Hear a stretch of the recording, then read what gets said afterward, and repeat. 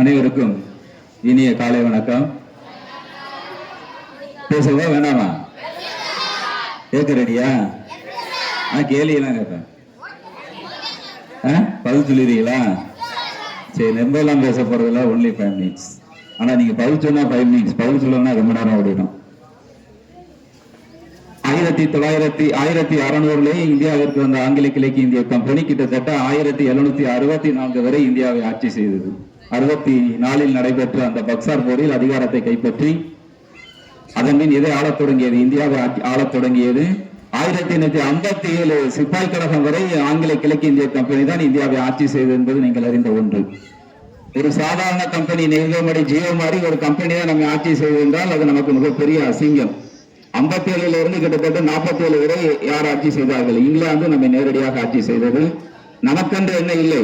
அரசியலமைப்பு என்பது இல்லை. இங்கிலாந்தில் இயற்றப்பட்ட சட்டங்கள் எங்கே நடைமுறைப்படுத்தப்பட்டனர்? இந்தியாவில் நடைமுறைப்படுத்தப்பட்டனர். நான் ஏற்கனவே பேசியிருக்கிறேன். கான்ஸ்டிடியூஷன் என்பது இந்த நாளில் என்ன செய்தது? நடைமுறைக்கு வந்தது. நடைமுறைக்கு வந்ததால் இந்தியா என்னவாக மாறவில்லை? குடியரசாக மாறவில்லை. முதல் கேள்வி உங்களுக்கு, இந்த குடியரசுங்கிற வார்த்தை எங்கே இருக்கிறது? இந்த குடியரசுங்கிற வார்த்தை எங்கே இருக்கிறது? தெரியலையா? யாருனாலும் சொல்லலாம், தப்பரைட்ட சொல்லலாம். குடியரசுங்கிற வார்த்தை எங்கே சொல்லப்பட்டிருக்கிறது? இந்திய அரசியல். Very good. இந்திய அரசியலமைப்பு எங்க சொல்லியிருக்காங்க? சார் நான் படிக்கிறேன் சார், தாஞ்சூர்ல படிக்கிறேன். எந்த ஸ்கூல்ல படிக்கிறேன்? தாஞ்சூர். எந்த கிளாஸ்னா தெரியாது சொல்லக்கூடாது. இந்தியன் கான்ஸ்டிடியூஷன்ல இருக்குங்கிறது உண்மைதான். எந்த பார்ட்டில இருக்கு? எந்த இடத்துல இருக்கு? தெரியல. இந்தியாவினுடைய அரசியலமைப்பினுடைய முகவுரை என்று சொல்வார்கள், பிரியாம்பிள் ஆஃப் த கான்ஸ்டிடியூஷன். அந்த முகவுரை தான் இந்தியாவை என்னவாக அறிவிக்கிறது? ஒரு குடியரசு நாடு என்று அறிவிக்கிறது. கான்ஸ்டிடியூஷன்ல எந்த பாட்டு? முகவுரை. ஒரு கட்டுரைகள்னா அதுக்கு என்ன உண்டு? முன்னுரை என்பது உண்டு. காவிரி தன் வரலாறு கூறுதல் என்றால் அந்த கட்டுரையில் முன்னுரையில் காவிரியை பற்றி என்ன பார்க்க போறது சுருக்கமா சொல்லும். அது மாதிரி அரசியலமைப்புடைய முகவுரையில் என்ன சொல்லப்பட்டிருக்கிறது? இந்தியா ஒரு குடியரசு நாடு என்று சொல்லப்பட்டிருக்கிறது. அதே மாதிரி போன பல முறை நடந்த மீட்டிங்ல ஸ்பீச்ல நான் கொடுத்திருக்கிறேன். குடியரசு என்றால் என்ன விளக்கம்? ஒரு அரசினுடைய தலைவர் யாரால் தேர்ந்தெடுக்கப்படுவது? மக்களால் மறைமுகமாக தேர்ந்தெடுக்கப்பட்டால் அது அந்த நாடு என்ன நாடு? குடியரசு நாடு. இந்தியாவுடைய குடியரசுத் தலைவர் யாரியா? இந்தியாவுடைய குடியரசுத் தலைவர் திரௌபதி. அவங்கள் மக்களால் தேர்ந்தெடுக்கப்பட்டார்கள் என்றால் நிச்சயமாக இல்லை. மக்கள் பிரதிநிதிகளால் அவர்கள் தேர்ந்தெடுக்கப்பட்டிருக்கிறார். ஒரு மறைமுகமான தேர்தல்.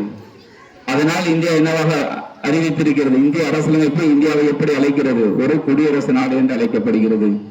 எந்த ஒரு நாட்டினுடைய தலைவர் மக்களால் மறைமுகமாக தேர்ந்தெடுக்கப்படும் அந்த நாடு என்ன நாடு? குடியரசு நாடு. இப்ப இங்கிலாந்துல இருக்காங்க, குவீன் எலிசபெத் இருக்காங்க, இருக்காங்களா இல்லையா? குவீன் எலிசபெத் இருக்காங்களா இல்லையா? தெரியலையா?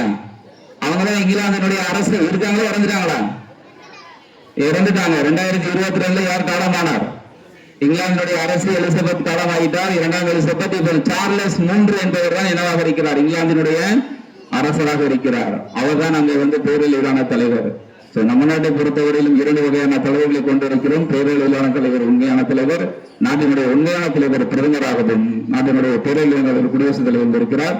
அப்படி மறைமுகமாக மக்களால் தேர்ந்தெடுக்கப்பட்ட ஒரு தலைவரை கொண்டிருப்பதால் இந்தியா நினைவாக மாறி இருக்கிறது, ஒரு குடியரசு நாடாக மாறி இருக்கிறது. இந்த இனிய தினத்திலேயே நாம் எடுக்க வேண்டிய ஒரே ஒரு உரிமைகளில் நமக்கு கொடுக்கப்பட்டுள்ள உரிமைகள் 6 உரிமைகள். எத்தனை உரிமைகள்? அதுல 6ஆவதா கொடுக்கப்பட்ட உரிமை என்ன உரிமை தெரியாதா? பெருமை காக்கும் உரிமை. அரசியலமைப்புக்கு உட்பட்ட தீர்வு காணும் உரிமை என்று சொல்வார்கள். அடிப்படை கடமைகள் ஒரு 12 கடமைகள் இருக்கின்றன. அதையெல்லாம் சிறப்பாக பின்பற்றி இந்திய குடியரசை பலப்படுத்த வேண்டிய ஒரு கடமை யாரிடம் இருக்கிறது? உங்களிடம் இருக்கிறது. ஓகே, குடியரசுங்கிற வார்த்தை எங்க இருக்கு? எங்க இருக்கு?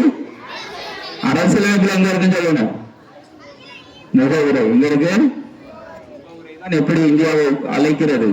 ஒரு சமதர்ம டெமோக்ராட்டிக் அண்ட் ரிபப்ளிக் கண்ட்ரி என்று சொல்கிறது. Indian preamble of the constitution describes. அன்பு மாணவர்களே, ஏதோ வந்தோம், கொடியேற்றினோம், 2 பாட்டு பாடினோம் என்று இல்லாமல் எதை பலப்படுத்த வேண்டியது உங்களுடைய கடமை? இந்திய குடியரசை பலப்படுத்த வேண்டியது உங்களுடைய கடமை என்று கூறி என்னுடைய பேச்சை நிறைவு செய்து கொள்கிறேன். நன்றி.